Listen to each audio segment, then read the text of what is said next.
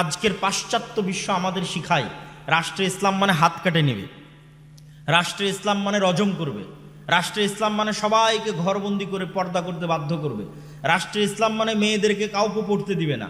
কিন্তু কেউ এটা বলে না যে রাষ্ট্রে ইসলাম মানে প্রত্যেক নাগরিকের ন্যায় বিচার এবং ন্যায়পরায়ণতা। এটা তো বলে না ভাই। ন্যায়পরায়ণতা, ন্যায় বিচার প্রতিষ্ঠা হলে কি হবে? যে হাদিস দিয়ে শুরু করেছিলাম ওই হাদিসের পরের অংশে বলা আছে, রাসূলুল্লাহ সাল্লাল্লাহু আলাইহি ওয়াসাল্লাম বলছেন, টাকার পরিমাণ এত বেশি হয়ে যাবে যে নেওয়ার মতো কোনো মানুষ থাকবে না। ঈসা আলাইহিস সালামের কথা বলা হচ্ছে। ঈসা আলাইহিস সালাম যখন হাকামান মুকসিতা, ন্যায় বিচার প্রতিষ্ঠা করবেন পৃথিবীতে, তখন টাকার পরিমাণ এত বেশি হয়ে যাবে যে কেউ নেওয়ার মতো লোক থাকবে না। তাহলে টাকা বেশি হওয়ার সাথে ন্যায় বিচারের সম্পর্ক কি? আপনাকে বুঝাই, যারা গণতন্ত্রের নামে ইসলাম প্রতিষ্ঠা করতে চায় তাদেরকে অংশটা খুব ভালোভাবে শুনতে হবে যে ন্যায় বিচারের সাথে টাকার সম্পর্ক কি।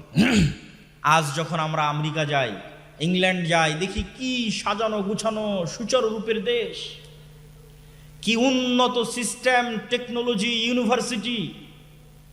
তখন এই সমস্ত পথভ্রষ্ট, ব্রেন ওয়াশড তরুণ যুবকদের মনে হয়, না, আমরা আসলে অনুন্নত আছি, গরিব আছি, মিসকিন আছি ইসলামের কারণে।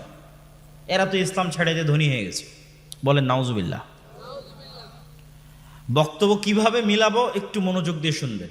যখন প্রথম একজন মুসলিম যুবক আমেরিকায় যাবে, ইংল্যান্ডে যাবে, বলবে এরা তো অনেক উন্নত, এখানে তো কোনো মিথ্যা নাই, এখানে তো কোনো সব কিছু সুন্দর সিস্টেমে চলছে, আমাদের দেশের এই এই এই এই কথাও ঠিক।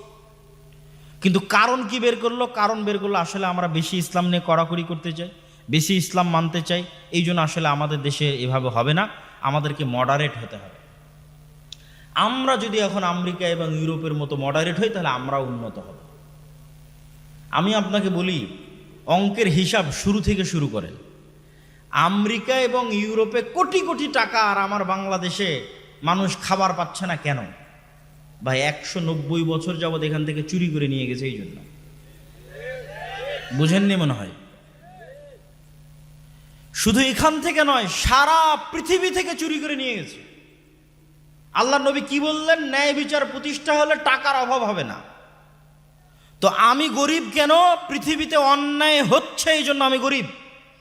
আমার টাকা আর একজন মেরে নিয়েছে এই জন্য গরিব। ব্রিটিশরা যখন পাক ভারতে প্রবেশ করে তখন সারা পৃথিবীর জিডিপির 30% ছিল, সারা পৃথিবীর জিডিপির 30% ছিল বাদশাহ আলমগীরের ভারত। আর ব্রিটিশরা যখন 1947-এ ভারত ত্যাগ করে তখন সারা পৃথিবীর জিডিপির 3% ছিল ভারত। তাহলে যে 27%-এর অধঃপতন, এই 27%-এর অধঃপতন এখান থেকে চুরি হয়ে গেছে। ওই অন্যায়ের কারণে আমি আপনি গরিব। আমার আপনার কাছে ইসলাম আছে এই জন্য গরিব, এটা মিথ্যা কথা। আমরা মাজলুম এই কারণে গরিব। সুদ, জুলম। এই যে গত 16 বছর কত হাজার কোটি টাকা যেন পাচার হয়েছে, সম্ভবত 80,000 কোটি টাকা পাচার হয়েছে। তো 80,000 কোটি টাকা কি আমার আপনার নয়? আমার আপনার। তাহলে ওই 80,000 কোটি টাকা পাচার হওয়ার কারণে তো আমি আপনি গরিব। এরকম প্রত্যেক সেক্টরে যে ন্যূন থেকে ন্যূনতম দুর্নীতি হচ্ছে, ওই প্রত্যেকটা দুর্নীতির কারণে আমি আপনি গরিব হচ্ছি। যেখানে ঘুষের লেনদেন হচ্ছে 500 টাকা, ওই 500 টাকার কারণে সারা বাংলাদেশের মানুষ 500 টাকার গরিব হচ্ছে। যেখানে সুদের লেনদেন হচ্ছে কোটি টাকা, ওই কোটি টাকার কারণে সারা বাংলাদেশের মানুষ ওই কোটি টাকার গরিব হচ্ছে। যখন এই লেনদেনটা হবে শতভাগ ন্যায় বিচারের সাথে, সারা পৃথিবীতে, সারা দেশে শতভাগ ইনসাফের সাথে, তখন কেউ গরিব থাকবে? থাকবে না। তাহলে গরিব থাকার কারণ আর আমেরিকা আর ইউরোপের উন্নত হওয়ার কারণ ইসলাম না জুলম? জুলম, অন্যায়, অবিচার। সম্মানিত উপস্থিতি, তাহলে তারা আজ উন্নত, তাই তাদের দেখে, তাদের কপি করে মডারেট পদ্ধতিতে গণতন্ত্রের মাধ্যমে ইসলাম প্রতিষ্ঠা করতে হবে। এটা কি ঠিক? আপনাকে বলি, আপনি আরো পড়েন, আরো পড়েন, আরো পড়েন, পড়ার পর গিয়ে লাস্ট সারমর্ম দেখবেন, রাষ্ট্রে যেন ইসলাম প্রতিষ্ঠা হতে না পারে এই জন্যই গণতন্ত্র। আমি মনে হয় বুঝাতে পারলাম না। আমি যদি বুঝাতে না পারি এটা আমার ব্যর্থতা। রাষ্ট্রে যেন ইসলাম পরিপূর্ণভাবে শতভাগ ইসলাম রাষ্ট্রে প্রতিষ্ঠা হতে না পারে, এই জন্য গণতন্ত্র। রাষ্ট্রে ইসলাম প্রতিষ্ঠা করার জন্য গণতন্ত্র এটা না। আর আমরা রাষ্ট্রে ইসলাম চাই না এই জন্য গণতন্ত্র অস্বীকার করছি, এটাও নয়। আমরা গণতন্ত্র অস্বীকার করছি কেন? রাষ্ট্রে যেন শতভাগ পূর্ণাঙ্গ ইসলাম প্রতিষ্ঠা না হয় তার জন্য তৈরি করা হয়েছে কাকে? গণতন্ত্রকে তৈরি করা হয়েছে, সমাজতন্ত্রকে তৈরি করা হয়েছে, ধর্মনিরপেক্ষ মতবাদকে তৈরি করা হয়েছে। এই প্রত্যেকটা মতবাদকে পৃথিবীতে প্রতিষ্ঠা করা হয়েছে যেন রাষ্ট্রে ইসলাম প্রতিষ্ঠিত না হয়। আর এই প্রত্যেকটা মতবাদের মধ্যে দিয়ে যখন আপনি রাষ্ট্রে ইসলাম প্রতিষ্ঠা করতে যাবেন, গত 100 বছরে হয়নি, এই বক্তব্য যদি থাকে তো আগামী 500 বছর পর্যন্ত পরবর্তী প্রজন্ম দেখবে গণতন্ত্র দিয়ে, সমাজতন্ত্র দিয়ে, ধর্মনিরপেক্ষ মতবাদ দিয়ে শতভাগ ইসলাম, পূর্ণাঙ্গ ইসলাম রাষ্ট্রে প্রতিষ্ঠা করা অসম্ভব, সম্ভব নয়, কখনোই হবে না, কোনো দিন হবে না, কোনো কালে হবে না। হলে কি হবে? অপূর্ণাঙ্গ ইসলাম প্রতিষ্ঠা হবে, কম্প্রোমাইজড ইসলাম প্রতিষ্ঠা হবে। যে ইসলাম আমি এবং আপনি কম্প্রোমাইজ করেছি, চলো এটা ছাড় দিলাম, চলো এটা ছাড় দিলাম, ঠিক আছে চলো শহীদ মিনারে ফুল দিয়ে আসি, সেই ইসলাম প্রতিষ্ঠা হবে। ঠিক আছে চলো জাতীয় স্মৃতিসৌধে ফুল দিয়ে আসি, সেই ইসলাম প্রতিষ্ঠা হবে। সেই ইসলাম বিকৃত ইসলাম। আপনি গণতন্ত্র দিয়ে, সমাজতন্ত্র দিয়ে, ধর্মনিরপেক্ষ মতবাদ দিয়ে পূর্ণাঙ্গ ইসলাম রাষ্ট্র প্রতিষ্ঠা করতে পারবেন না। তাহলে প্রতিষ্ঠা হবে কি দিয়ে? তার 1 নম্বরে বলেছি আমাদের ব্যক্তিগত, সামাজিক, পারিবারিক জীবনে একটা সংশোধন লাগবে, তার নাম ন্যায়পরায়ণতা। 2 নম্বর দাওয়াতি কাজ। কেন দাওয়াতি কাজের কথা আমরা বারবার বলি? এখন যদি আল্লাহ নবী পাঠায়, সেই নবীর কাজ কি হবে বলেন? কেন বললাম এই কথা আপনাকে আমি প্রশ্ন করি। মুসা আলাইহিস সালাতু ওয়াস সালাম যখন ফেরাউনের কাছে গেলেন, এত বড় মোজেজার লাঠি দিয়ে ডাইরেক্ট ফেরাউনকে হত্যা করে দিলেই তো হয়। আল্লাহ মুসা আলাইহিস সালামকে বললেই তো পারে তোমাকে লাঠি দিলাম, যাও ফেরাউনকে হত্যা করো, রাষ্ট্র ক্ষমতা দখল করো, ইসলাম প্রতিষ্ঠা করো। তা না করে এত বড় কাফের শাসকের কাছেও মুসা আলাইহিস সালামের এত ক্ষমতা থাকার পরও বলা হচ্ছে দাওয়াত দাও। তাও কত দিন দাওয়াত দিল, কত বছর দাওয়াত দিল। আল্লাহ সুবহানাহু ওয়া তাআলা হুমজিক্যালি ডাইরেক্ট কোনো কিছু প্রতিষ্ঠা করতে চান না। আল্লাহ সুবহানাহু ওয়া তাআলা স্লোলি, লতিফ, ধীর স্থিরভাবে ওই পরীক্ষার মধ্যে দিয়ে, ওই সমস্ত কষ্টের মধ্যে দিয়ে, ওই সমস্ত দুঃখ, জুলম, অত্যাচারের মধ্যে দিয়ে ইসলাম প্রতিষ্ঠা হবে। যেই জুলম, যেই অত্যাচার, যেই দুঃখ, যেই কষ্ট মুসা আলাইহিস সালাম ভোগ করেছে, যেই দুঃখ, যেই অত্যাচার, যেই কষ্ট ইব্রাহিম আলাইহিস সালাম ভোগ করেছে, যেই দুঃখ, যেই অত্যাচার, যেই কষ্ট নূহ আলাইহিস সালাম ভোগ করেছে, যেই দুঃখ, যেই কষ্ট, যেই অত্যাচার মুহাম্মদ সাল্লাল্লাহু আলাইহি ওয়াসাল্লাম ভোগ করেছে। ইব্রাহিম আলাইহিস সালামকে দিয়ে পারলে, চাইলেই আল্লাহ সুবহানাহু ওয়া তাআলা যদি আগুনের মধ্যে থেকে ইব্রাহিমকে বাঁচাতে পারে যে আল্লাহ, তো সে আগুনে আল্লাহ নমরুদকে পুড়িয়ে দিতে পারে না? দাওয়াত দেওয়ার কি দরকার? সম্মানিত উপস্থিতি, এখনো নবী প্রেরিত হলে দাওয়াত দেবে, কিন্তু নবীদের দাওয়াত আর আমাদের দাওয়াতের মধ্যে আসমান জমিন পার্থক্য। এই জায়গাগুলোতেই আমাদেরকে ভুল ত্রুটি খুঁজে বের করতে হবে। নবীদের দাওয়াত আর আমাদের দাওয়াতের মধ্যে কি কি পার্থক্য?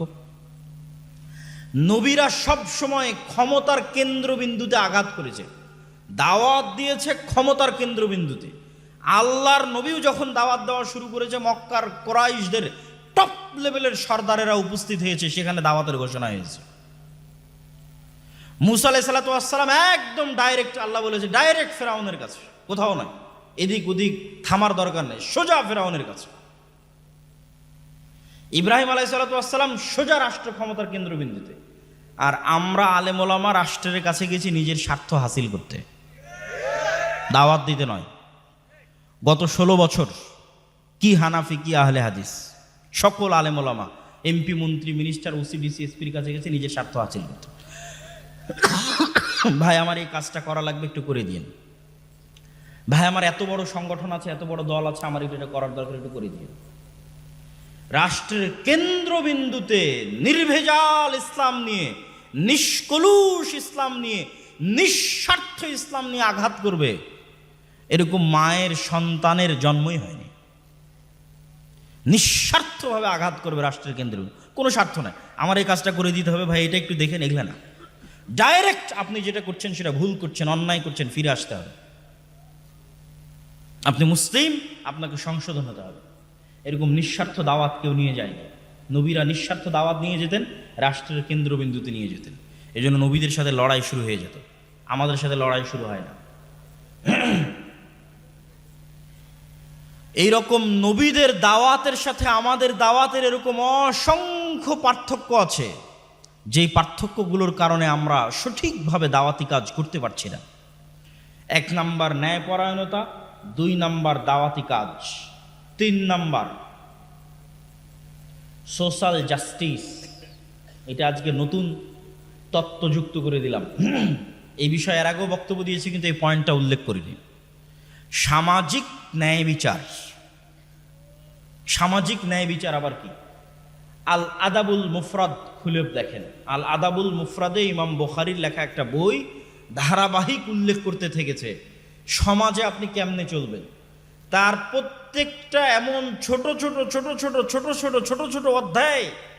বাপ মায়ের সাথে ভালো ব্যবহার, পাড়া প্রতিবেশীর সাথে ভালো ব্যবহার, ইয়েতিমের হক, আত্মীয় স্বজনের হক, সন্তান সন্ততির হক, স্ত্রীর হক, এই রকম বলতে বলতে বলতে বলতে বিশাল বই। মানে সমাজের প্রত্যেকটা স্তরে কি হতে পারে। সমাজ মানে কি? কয়েকটা পরিবার মিলে একটা সমাজ, পাড়া প্রতিবেশী মিলে সমাজ, পাড়া প্রতিবেশীর সাথে কি হবে, আত্মীয়ের সাথে কি হবে, বাপ মায়ের সাথে কি হবে, ভাই বোনের সাথে কি হবে, প্রত্যেকটা বিস্তর তুলে ধরেছেন ইমাম বুখারী রাহিমাহুল্লাহ। আর আল্লাহ সুবহানাহু ওয়া তাআলা তুলে ধরেছে সূরা হুজরাতের মধ্যে, যে সমাজ কেমনে চলবে। গীবতের কথা তুলে ধরেছে, গোয়েন্দাগিরির কথা তুলে ধরেছে, ঠাট্টা মশকরা উপহাসের কথা তুলে ধরেছে। সোশ্যাল জাস্টিস মানে সামাজিক ন্যায় বিচার। ব্রিটিশরা যখন, এই তত্ত্বটা কেন দিচ্ছি এটা একটু বুঝতে হবে। ব্রিটিশরা যখন ক্ষমতা দখল করলো, মুসলমানেরা যখন দেখলো যে ক্ষমতায় আমরা তাদের সাথে পাচ্ছি না, তখন মুসলমানের একটা ছোট্ট বুদ্ধি অবলম্বন করলো, যে বুদ্ধি এখনো আপনারা অবলম্বন করতে পারবেন কিন্তু করেন না। তিতুমির এটাই করেছে, হাজী শরীয়তুল্লাহ এটাই করেছে, সৈয়দ আহমদ বেরলভী এটাই করেছে, শাহ ইসমাইল শহীদ এটাই করেছে। সেটা কি? ডিসেন্ট্রালাইজেশন, ক্ষমতার বিকেন্দ্রীকরণ। ঠিক আছে, তুমি দিল্লিতে বসে আছো, দিল্লিতে বসে থাকো। আমার ছোটনায় কি হচ্ছে এটা কি আর দিল্লিতে বসে থেকে সবসময় ব্রিটিশ সরকারের দেখার ক্ষমতা আছে? আমার প্রশ্ন কি বুঝতে পারছেন? আমার দেবিদ্বার, বড়িচং, কোরপাই, ছোটনা এই অঞ্চলে কি হচ্ছে, ওই দিল্লিতে বসে থেকে ব্রিটিশের পুলিশের 24 ঘন্টা তদারকি করার ক্ষমতা নাই। তাহলে আমি অন্তত আমার সমাজে ইসলাম প্রতিষ্ঠা রাখবো। আমার কথা কি বুঝতে পারছেন আপনারা? যে আমি অন্তত আমার সমাজে কি প্রতিষ্ঠা রাখবো? একটু কথা বলেন, কি প্রতিষ্ঠা রাখবো? ইসলাম কিভাবে প্রতিষ্ঠা রাখবেন সেটাও বলে দিচ্ছি। সমাজে কিভাবে আপনি ইসলাম প্রতিষ্ঠা রাখবেন। আল আমরু বিল মারুফ ওয়ান নাহি আনিল মুনকার, সৎ কাজের আদেশ, অসৎ কাজে বাধা, প্রত্যেক নবীর বৈশিষ্ট্য, উম্মতে মুহাম্মাদির বৈশিষ্ট্য। তো আপনার গ্রামে একটা মেয়ের বিবাহ হচ্ছে ডিমান্ড, যৌতুকের সাথে। তো আপনি ইমাম সাহেব কোন লজ্জায় সেই যৌতুকের বিবাহ পড়াচ্ছেন, আমাকে উত্তর দেন। আপনারা মুসলমান নাম নিয়ে কোন লজ্জায় সেই যৌতুকের বিবাহে অংশগ্রহণ করছেন, উত্তর দেন। আপনি জেনে বুঝে, ইমাম সাহেব জেনে বুঝে, নামাজি মুসলমানেরা জেনে বুঝে, হাজি মুসলমানেরা জেনে বুঝে, ওমরাকারী মুসলমানেরা জেনে বুঝে, দানবীর মুসলমানেরা জেনে বুঝে, হুজুর আলেম মুসলমান জেনে বুঝে সমাজে অন্যায় করছে। তাহলে এই গোলাম থাকবে না, এই জাতি গোলাম থাকবে না, তো কে গোলাম থাকবে? ওই অন্যায়ের প্রতিবাদ করেন। এটা অন্যায় হচ্ছে, প্রতিবাদ করেন। আল আমরু বিল মারুফ ওয়ান নাহি আনিল মুনকার, সৎ কাজের আদেশ, অসৎ কাজে বাধা। আপনার সমাজে অন্যায় হতে দিয়েন না। বাংলাদেশের কোনো একটা সমাজ যদি এরকম প্রতিষ্ঠিত হয়ে যায়, বাংলাদেশের কোনো একটা দল যদি এরকম প্রতিষ্ঠিত হয়ে যায়, কোনো একটা মাদ্রাসা যদি এরকম প্রতিষ্ঠিত হয়ে যায় যেখানে শতভাগ ন্যায় বিচার আছে, ওখান থেকে ইসলামের উত্থান হবে। ওখান থেকে কিসের উত্থান হবে? ইসলামের উত্থান হবে। সম্মানিত উপস্থিতি, সোশ্যাল জাস্টিস, সামাজিক ন্যায় বিচার। গত 16 বছর আওয়ামী লীগের সরকার বা গত 16 বছর যে ফ্যাসিজমের সরকার ছিল, তারা গ্রাম পর্যন্ত, পাড়া পর্যন্ত দলীয়করণ করেছে, করেনি? তথা একদম গ্রাম পাড়ায় যদি কোনো সালিশ হয়, সেটা ওই দলের নেতার মাধ্যমে, ঘুষের মাধ্যমে সালিশ হতে হবে। কিন্তু যখন এই সরকার বিদায় নিয়েছে, তখন এই জায়গাগুলো শূন্য। গ্রাম পর্যায়ে পাওয়ার শূন্য, পাওয়ার খালি হয়ে গেছে। সেই পাওয়ারটা আপনারা মুসলমানেরা বসে বসে আর এক দলের হাতে দিয়ে দিচ্ছে। আমি যদি বুঝাতে না পারি, এটা আমার ব্যর্থতা। এখন সারা বাংলাদেশের গ্রাম পর্যায়ে ক্ষমতা শূন্য, কেননা গত 16 বছর যেই ফ্যাসিজম ছিল, সেই ফ্যাসিজম বিদায় নিয়েছে। কিন্তু দুঃখজনক হলেও সত্য যে মুসলমানেরা বসে বসে অন্তত তাদের গ্রাম পর্যায়ের ক্ষমতা আর এক দলের হাতে তুলে দিচ্ছে। যেখানে যান সেখানেই শোনা যাচ্ছে, ভাই আগে তারা এসে চাঁদা নিত, এখন এরা চাঁদা নিচ্ছে। তাহলে তো সামাজিকভাবে অন্যায় অবিচার আপনারা প্রতিষ্ঠা রেখেছেন। এখন কেন একটু বুক চেতিয়ে বলতে পারেন না, না আমার গ্রামে অন্যায় হবে না? এখন তো কেউ নাই, এখন তো আপনার গলা টিপে ধরবে এইরকম কোনো শক্তি নাই। তাহলে কেন আপনি আপনার গ্রাম পর্যায়ে, কেন মসজিদের ইমাম, কেন গ্রামের মাদ্রাসা অন্তত গ্রামের সালিশের দায়িত্বটা নিচ্ছে না? ভাই নেয়নি? ব্রিটিশ আমলে পঞ্চায়েত হয়নি? আলেম ওলামা মসজিদ মাদ্রাসার শিক্ষকেরা সালিশ করেনি? মসজিদের ইমাম সালিশ করেনি? করেছে। ব্রিটিশ আমলে ডিসেন্ট্রালাইজেশন এই কারণেই হয়েছে, বিকেন্দ্রীকরণ এই কারণেই হয়েছে। হাজি শরীয়তুল্লাহরা গ্রাম পর্যায়ে ইসলামী সালিশ প্রতিষ্ঠা করেছে, ইসলামী বিচার প্রতিষ্ঠা করেছে। এই যে ক্ষমতার শূন্যতা, এই ক্ষমতার শূন্যতাই হচ্ছে আপনাদের জন্য সুযোগ। আপনাদের গ্রাম পর্যায়ে সমাজ ব্যবস্থাকে শক্তিশালী করতে হবে, মসজিদ কেন্দ্রিক সমাজকে শক্তিশালী করতে হবে। মসজিদ কেন্দ্রিক সমাজ শক্তিশালী হবে, তার 1 নম্বর ভিত্তি কি? সমাজে অন্যায় হতে দেওয়া যাবে না। তার একটা অন্যায়ের উদাহরণ দিয়েছি, যৌতুক। এরকম আরও কত অন্যায় হয় সমাজে, গ্রামে। একদল যুবক যদি দাঁড়িয়ে যায় এই পাওয়ার শূন্যতার অবস্থায়, একদল 10টা যুবকও যদি দাঁড়িয়ে যায়, আমার গ্রামে অন্যায় হতে দিব না। কিসের উমুক দল তুমুক দলের নেতা? সালিশ হবে ন্যায়ের সাথে, বিচার হবে ন্যায়ের সাথে, বিয়ে শাদী হবে ন্যায়ের সাথে। প্রতিষ্ঠা করেন, রাষ্ট্র ইসলাম প্রতিষ্ঠা হয়ে যাবে ইনশাআল্লাহ। আরও অনেক পয়েন্ট ছিল যা অন্যান্য বক্তব্যে আলোচনা করেছি। আজকে আপনাদের আমি ধৈর্যচ্যুতি চাচ্ছি না। আমার ছোট ভাই আব্দুর রহিম বিন আব্দুর রাজ্জাক আল আজহারি সে উপস্থিত হয়েছে। আমি চাই যে আপনারা বিশৃঙ্খলা সৃষ্টি না করে তার বক্তব্য পর্যন্ত শুনে অতঃপর বিদায় নেবেন। তার আগে জরুরি কয়েকটি গুরুত্বপূর্ণ কথা। আগামী 13-14 ফেব্রুয়ারি আল জামিয়া সালাফিয়া রূপগঞ্জ নারায়ণগঞ্জে ভারত, পাকিস্তান, সৌদি আরব 3 দেশেরই আলেম ওলামা থাকবে। এক ব্যতিক্রম সালাফি কনফারেন্স অনুষ্ঠিত হচ্ছে। আপনাদেরকে উক্ত সালাফি কনফারেন্সে উপস্থিত হওয়ার উদাত্ত আহ্বান জানাচ্ছি। দ্বিতীয়ত, মাসিক আল ইতেসাম নিয়মিত পড়বেন। সম্পাদকীয়তে যা বলছি তার বেশিরভাগই সম্পাদকীয়তে লেখা আছে। সম্ভবত গত মাসের আগের মাসের সম্পাদকীয় আছে ইসলামের সামগ্রিক বিজয় যেভাবে সম্ভব। মাসিক আল ইতেসাম নেবেন এবং নিয়মিত সম্পাদকীয় পড়ার চেষ্টা করবেন। এই মাসের সম্পাদকীয় আছে দামেস্ক বিজয়, মুসলিম উম্মাহ জেরুজালেম বিজয়ের দ্বার প্রান্তে। কেন দামেস্ক বিজয় জেরুজালেম বিজয়ের দ্বার প্রান্তে? দামেস্ক বিজয় ছাড়া কোনোদিন জেরুজালেম বিজয় হয়নি। খালিদ বিন ওয়ালিদ, আমর ইবনুল আস তারাও যখন জেরুজালেম বিজয় করেছে দামেস্ক হয়ে যেতে হয়েছে। সালাহুদ্দিন আইয়ুবী যখন জেরুজালেম বিজয় করেছে দামেস্ক হয়ে যেতে হয়েছে। তো আজ দামেস্ক মুসলমানেরা বিজয় করেছে, মানে এই দামেস্ক সেই দামেস্ক যার সম্পর্কে রাসূল সাল্লাল্লাহু আলাইহি ওয়াসাল্লাম হাদিসে বলেছে যে কিয়ামতের পূর্ব মুহূর্তে ভয়ঙ্কর যে যুদ্ধ হবে, সে ভয়ঙ্কর যুদ্ধে মুসলমানদের হেডকোয়ার্টার হবে দামেস্ক। কোন ভয়ঙ্কর যুদ্ধ? যে ভয়ঙ্কর যুদ্ধে 12টা পতাকার নিচে না 80টি পতাকার নিচে ঐক্যবদ্ধ হবে খ্রিস্টানেরা, যার প্রত্যেকটা পতাকার নিচে 12,000 করে সৈন্য থাকবে। এবং এত ভয়াবহ যুদ্ধ হবে যে একটা বংশে যদি 100 জন মানুষ থাকে, তার 99 জনই মরে যাবে, একজন বেঁচে থাকবে। একটা পাখি যদি আকাশে 1 মাস উড়ে, লাশ শেষ হবে না। এই ভয়ঙ্কর যুদ্ধ হবে। সম্মানিত উপস্থিতি, সেই দিন মুসলমানদের হেডকোয়ার্টার হবে দামেস্ক। দামেস্ক বিজয় হলে জেরুজালেম বিজয় হয়। তো এই বিষয়ে সম্পাদকীয় পাবেন এই মাসের মাসিক আল ইতেসামে। পাশাপাশি আদ-দাওয়া ইলাল্লাহ মসজিদ ভিত্তিক মক্তব। যদিও আমাদের সফরগুলো বেশিরভাগ উত্তরবঙ্গে হয়েছে, কেন আমরা উত্তরবঙ্গটা কভার করতে চেয়েছি আগে, রংপুর এবং রাজশাহী বিভাগ। এই জন্য আপনাদের এদিকে সেভাবে সফরেও আসতে পারিনি, আপনাদের মসজিদের মক্তবগুলো উদ্বোধনও করতে পারিনি। তারপরেও সরাসরি মক্তব প্রশিক্ষণে অংশগ্রহণ করার সুযোগ আছে। অফিসে কল দিয়ে আপনাদের মক্তবের শিক্ষককে পাঠিয়ে দিবেন ট্রেনিংয়ে, যাওয়া আসা থাকা খাওয়া সবই ফ্রি। তারা আসবে এবং আপনার সন্তানদেরকে দিন শিখাবে। আমাদের আরেকটি নতুন বিষয় যুক্ত হয়েছে, আল জামিয়া সালাফিয়ার অধিভুক্ত হওয়ার সুযোগ। আপনারা জানেন যে জামিয়া সালাফিয়া তার নিজস্ব একক প্রচেষ্টায় আল্লাহ সুবহানাহু ওয়া তাআলার দয়ায় মদিনা ইসলামী বিশ্ববিদ্যালয়ের সাথে মুআদালা করতে সক্ষম হয়েছে।